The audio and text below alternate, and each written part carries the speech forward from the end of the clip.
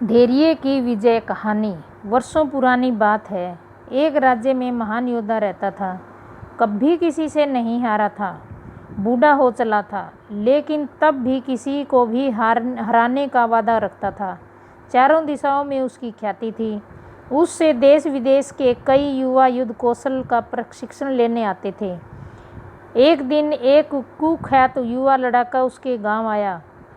वह उस महान योद्धा को हराने का संकल्प लेकर आया था, ताकि ऐसा करने वाला पहला व्यक्ति बन सके।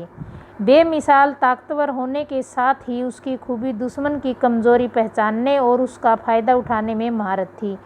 वह दुश्मन के पहले वार का इंतजार करता, इससे वह उसकी कमजोरी का पता लगाता। फिर पूरी निर्ममता, शेर की ताकत और बिजली की गति से उस पर पलटवार करता।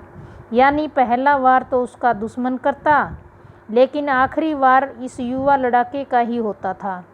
अपने शुभ चिंतकों और शिष्यों की चिंता और सलाह को नज़रअंदाज करते हुए बूढ़े योद्धा ने युवा लड़ाके की चुनौती कबूल की। जब दोनों आमने सामने आए तो युवा लड़ाके ने महान योद्धा को अपमानित करना शुरू किया।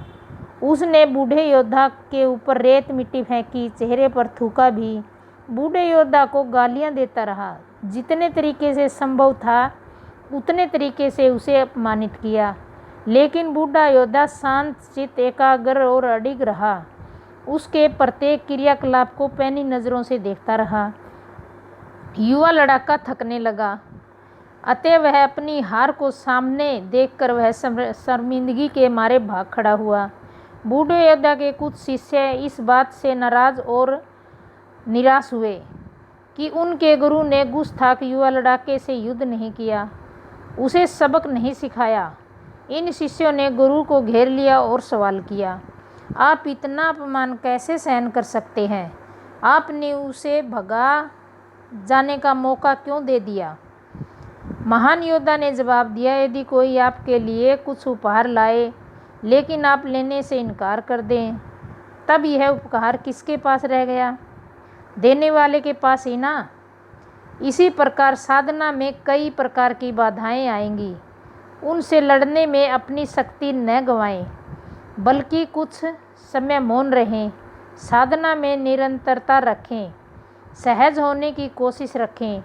थोड़े ही समय बाद आप उन परिस्थितियों से आगे निकल जाएंगे और हमेशा विजयी रहेंगे। साधना से जो बड़ी बात अंदर पैदा होती है वो है असीम शांति, जिसके संपर्क में आते ही बड़ी से बड़ी आसुरी शक्ति भी अपनी कोशिशें करके थक जाती हैं और भाग जाती हैं, या साधक के शरणागत हो जाती हैं। बस ज़रूरत है धैर्य और असीम शांति की।